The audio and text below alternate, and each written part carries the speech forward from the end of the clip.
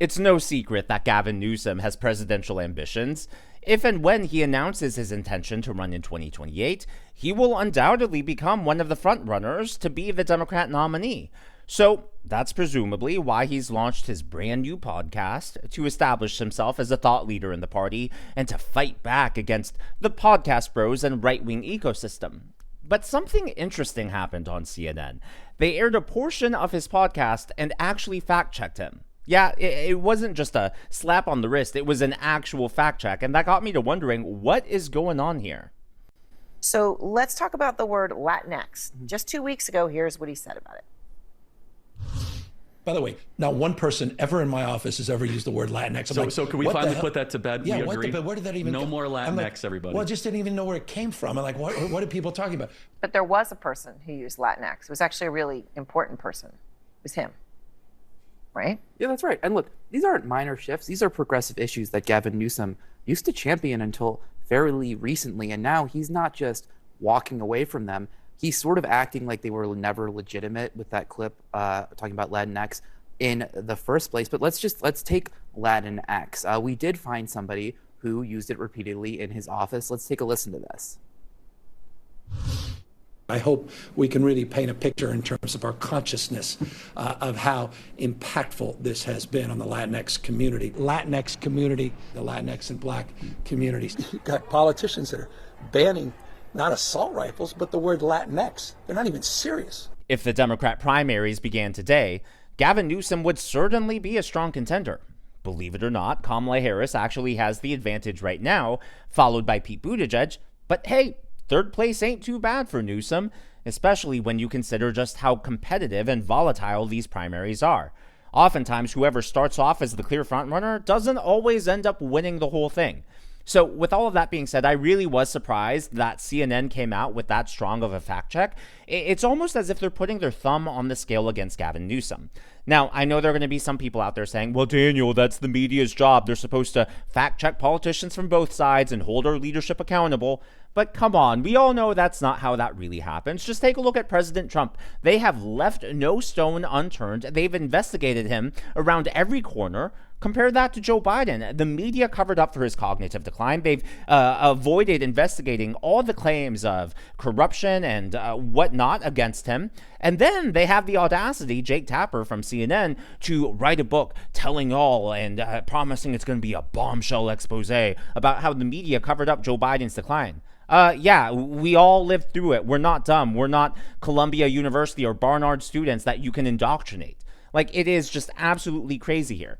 So I have a theory, and hear me out, because I know it sounds a little crazy, but we all know the media has an agenda, right? It's not as if they're passive bystanders. They are active participants in our political process.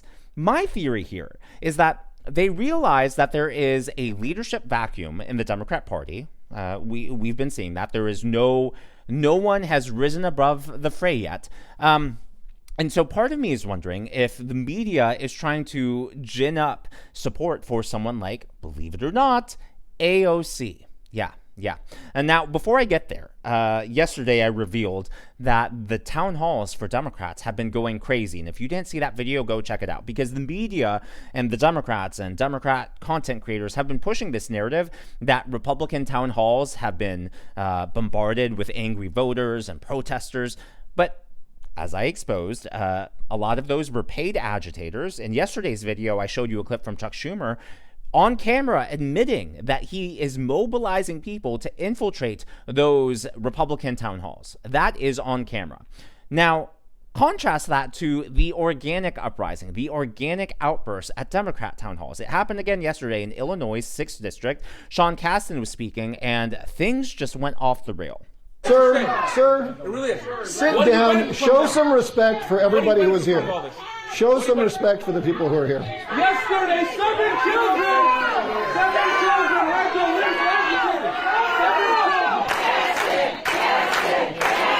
People did not come here to hear you. Show some respect for the people in this district. What you're saying is I'm not going to get my way when my people are being slaughtered, and I want you to stop funding them. If you would like to run for office, run for office. That is the stupidest thing I've ever heard. You are the most soulless piece of crap I've ever seen. That's your opinion. Soulless. Soulless. Sir, get off the get off the stage right now. Quite frankly, I think the media is aware that this is going on. They're just not covering it because it goes against the narrative that they've been trying to impose on the rest of us. Now, when it comes to the radical far left of the Democrat Party, I actually think there are two separate factions here. Some of it overlaps, of course, but I think you have the woke crowd, and then I think you have the anti-Israel crowd. And people very clearly are getting sick of woke. There is a backlash to it. All you have to do is take a look at Disney's Snow White remake, which is absolutely going to tank at the box office this weekend. But when it comes to the woke crowd, I think the media realizes, hey, we went too far with this, and perhaps that's why they're pushing back and fact-checking Gavin Newsom, because Gavin Newsom was all in on woke, and now he's claiming he wasn't part of that, and we saw the fact-check as far as his usage of the term Latinx. But when it comes to the anti-Israel base, you have the entire squad, right? And the ringleader of that circus is AOC. Well, CNN recently ran a poll, and they showed that among their viewers, or at least among who they polled, AOC now represents the ideals of the Democrat Party. The question Democrats have confronted since Election Day is who actually is leading their party. Well, a new CNN poll out this morning gives us a sense of who Democrats and Democratic-leaning voters think best aligns with their party's core values. And that's Alexandria Ocasio-Cortez, the New York Democrat and progressive firebrand who was furious at Senate Democrats for allowing the GOP spending bill to become law. Now, it all comes as a slew of potential Democratic presidential candidates are already testing the waters for 2028. My panel is back. So just to look at a little bit more in this poll, the question about who best reflects the core values of the Democratic Party, if you break down among age group, perhaps no surprise, Alexandria Ocasio-Cortez, few people who are younger than 45, 15% say that she does. That's more than Kamala Harris. And, she's still, people above 45% doing reasonably well. Is there a path for AOC in 2028? Well, if that's what the party wants, then potentially, sure. Her rise kind of reminds me of what happened to Republicans after Obama's election in 2008, where it was the loudest voices in the Republican Party, the Tea Party, that really gained traction at a time when the Republican Party was lost. And maybe Democrats now find themselves in a similar situation. And AOC, maybe she best represents where Democratic voters are. It's scary because AOC is now 35 years old. She is old enough to run for president. And look, I know some people are also going to say, Daniel, well, she only has 10% there. Well, that 10% is still 2.5 times higher than Barack Obama, and he did win the presidency. And AOC, by the way, is already starting a tour around the country with Bernie Sanders. So over the last few videos, I've been talking about Tim Walz. Tim Walz appears to be laying the groundwork for 2028. He's been going to Republican districts and swing districts. Well, AOC and Bernie Sanders went to Arizona yesterday, and they had at least two separate events. One of them was an outdoor rally, then they did one indoors. And just take a look at the size of this crowd. It's kind of scary how many people showed up.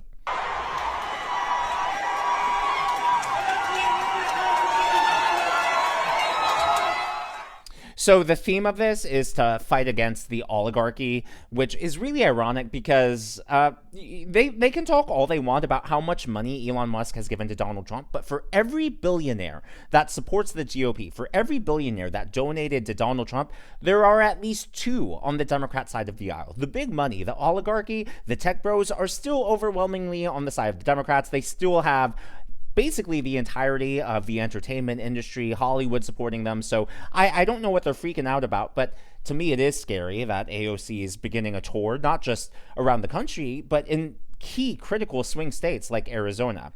So over on CNN, they were discussing the viability of AOC 2028. But what really surprised me was that the Democrats and the CNN hosts all appeared to be on board with that idea. Like, they didn't seem alarmed. They didn't seem embarrassed or panicked at all. They were like, no, we need AOC. And when the lone Republican congressman on that panel said, yeah, I hope she's the nominee, I hope she runs because that would be great for Republicans, they all were just shocked. You're going to enjoy this. Because we need to hear new, fresh, bold voices. That's what the American people want. And if the party doesn't do that, the party is about to be finished. I hope that AOC, Pramila Jayapal, Greg Cesar, I hope they're the new face of the Democratic Party because Republicans will be winning elections all over the country if that is the face of the Democratic Party. Are you? I mean, y'all listen, a district like mine that Joe Biden won by 10 points, okay, 10 points. Kamala Harris won by half a point. Okay, I won by 6.5 points, 24,000 votes in a district that has 85,000 more Democrats than Republicans. Why? And you're right. Because the Democrats. But you ran against a cornball candidate. You had he was your friend. He was not my friend. He was your friend. You had someone running against you who was not a strong candidate. And we still we agree on. We still have consultants and big money controlling the Democratic Party, compromising it. Outperform Kamala Harris in her Come on district. now. Trump did Sure. better than But here's my point. The New York, look no further than New York, where issues like cashless bail have been a disaster, issues like sanctuary state status, congestion pricing. In districts like mine, where Democrats on paper should win big, they're losing. And so if the messenger is AOC, who, by the way, was originally from my district, she grew up in Yorktown, not the Bronx. If AOC is the face of the Democratic Party in swing districts all across this country, she will mobilize voters way more than Nancy Pelosi ever did. Let me just add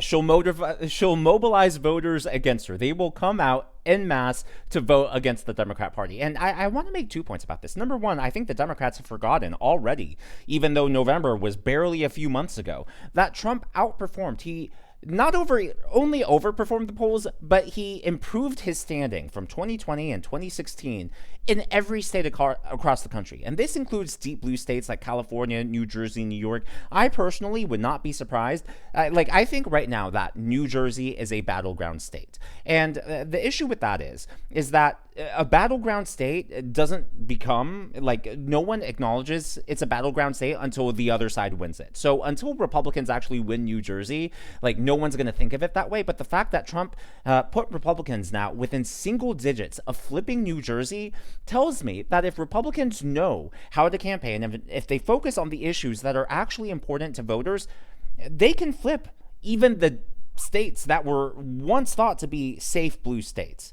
And the Democrats, for all the lessons that they should have learned, instead of coming back to the center, which is what Republicans have done, the Democrats are leaning into their far left roots. Like I said earlier in the video, I think you could really divide it into two far left camps, the woke camp or the anti-Israel camp. And I'm not saying anti-Israel is the same as pro-Hamas, though there is some overlap there. There is, to use Kamala Harris's favorite illustration tool, it's sort of like a Venn diagram. But the Democrats really put themselves in an echo chamber because they're acting as if Donald Trump, the Republican Party, ran far to the right. But the reality is that the Republicans came close to the center. It's the Democrats, because they've moved so far out to the left that they no longer have any idea of what the middle actually looks like. And hey, if they're embracing AOC as their new standard bearer, great for the rest of us. Two more stories I want to get to today, but before I do that, I want to acknowledge the members of today's Governor's Club. Again, these are people who have done a super thanks or have tipped the channel or any of my previous videos. Helga, say hi to your, on your profile picture, it looked like a golden retriever, a beautiful dog. Say hi to him for me.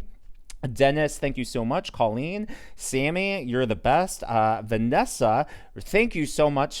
Your super thanks was really generous. And then Natalie as well. All of you, really nice. It always makes my day. And to everyone who left comments yesterday, just saying well wishes to my mom or saying that you prayed, thank you so much. It really means a lot. My mom saw all of that and she texted me. She was like, hey, Daniel, will you say thank you? Let me actually read her text right now while I'm at it.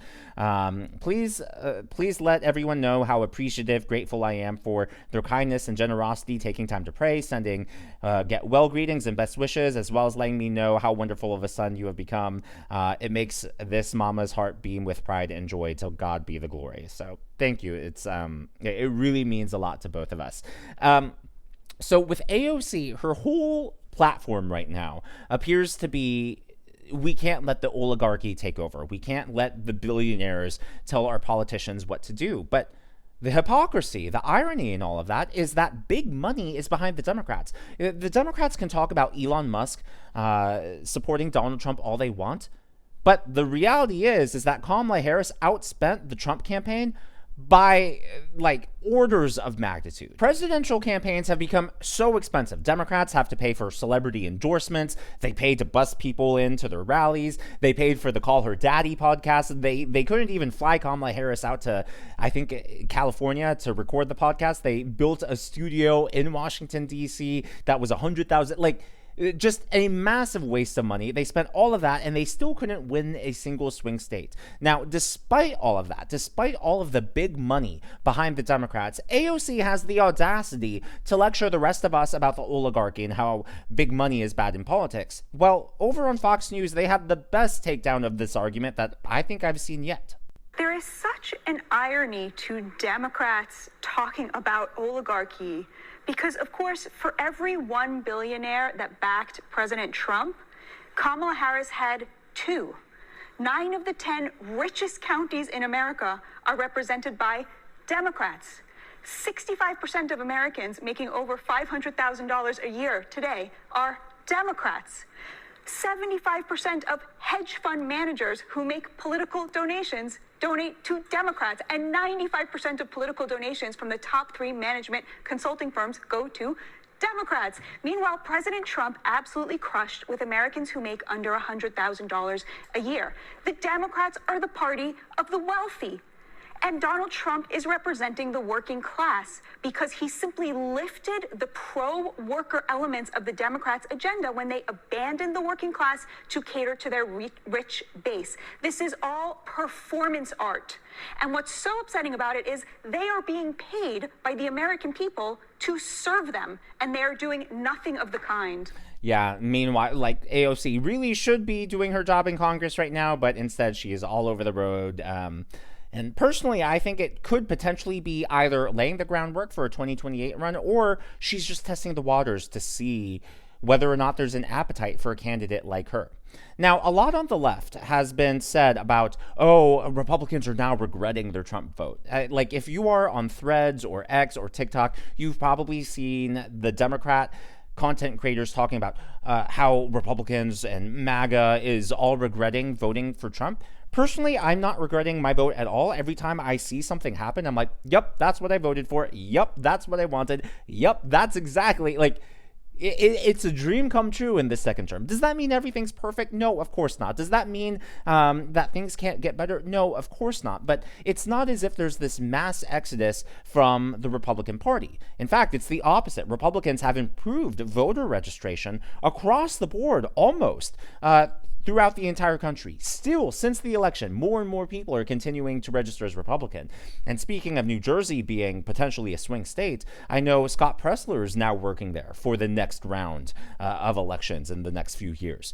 Well, Anna Cavarro of ABC's The View, like, I know that she is a little delusional, more like a lot delusional, but even she is pushing back against this Democrat narrative. And so, hey, I like to give kudos where kudos is due, because she's saying, no, Republicans aren't regretting their support for Trump. Like, this is just a fake Democrat narrative. Police departments in South Florida are signing cooperation agreements to be deputized as ICE. When we, I keep thinking, okay, this is going to be going to change the way folks, they're gleeful. Everybody I know who voted for Trump is gleeful and supportive of everything he's doing. Yeah, I haven't seen anyone like openly just been like, I regret voting for Trump. This isn't what I voted for. Everyone appears to be thrilled, not just with the executive orders, but with the legislative accomplishments and more coming through. And then just Trump actually having a backbone and having a very clear vision of what he wants. And that's what you want in a leader. Like, even if you don't agree with them, I would much prefer having someone where I know what they stand for. I know that they're the one running the country, rather than someone like Joe Biden, who apparently was working on AutoPen, probably wasn't even aware of it. Who knows who was actually making the decisions under the Biden administration? And I know a lot of people have told me, Daniel, I don't know why you keep talking about Joe Biden. Like, let the past be the past. Like, what can really be done about it? Look, we have to make sure that that sort of corruption, that sort of gaslighting can't happen again. We can't let unelected bureaucrats, speaking of unelected bureaucrats, which the Democrats like to do, what about whoever was running the Biden White House and like doing the auto pen signatures and putting like Biden, apparently the reports were filtered. He didn't get true data from his cabinet or from various agencies. It was all filtered based on what the staff around him thought would make him happy. Is that really how the president should be treated and how a country should be run? Personally, I don't think so. But as always, all of that is just my analysis and commentary. That is what's going on in the world of politics from my point of view, and I would love to hear from you. So, what do you think about the Gavin Newsom fact check from CNN? Like, do you think it's a non-news story, or did it catch your attention? Like, because look, a lot of people think I watch Fox News, like the haters. Right now, I'm getting a lot of hate, especially on the CNN videos from CNN viewers, believe it or not, all 12 of them. But a lot of people are like, well, Daniel, you just watch Fox News and you regurgitate everything they say, which isn't true. I actually watch the mainstream media more than I watch Fox News, and it's because I can think for myself. I want to see what the other side is talking about, and personally for me, I don't ever want to be in an echo chamber. I want to be sure that I have all the sources I can possibly get and, you know, figure out what I think is the correct take. But with all of that being said, for as much CNN and MSNBC as I watch, which is more than I'd like to admit, you really don't see them fact check Democrats all that much. So it really stood out that they went in that hard on Gavin Newsom. And, you know, is it possibly related to the Democrats floating out trial balloons for AOC? Those could be two separate things. But it makes you wonder, hey, what kind of game are they playing here? Could be coincidence. You know, not everything is a conspiracy theory. Not everything has reason. But just makes you wonder, right? So let me know your thoughts down in the comments below. If you haven't already, please be sure to give me a thumbs up. I know it's a simple thing to ask for, but it really does help me reach more viewers like you in the algorithm. Be sure to smash that subscribe button and to check out one of these videos.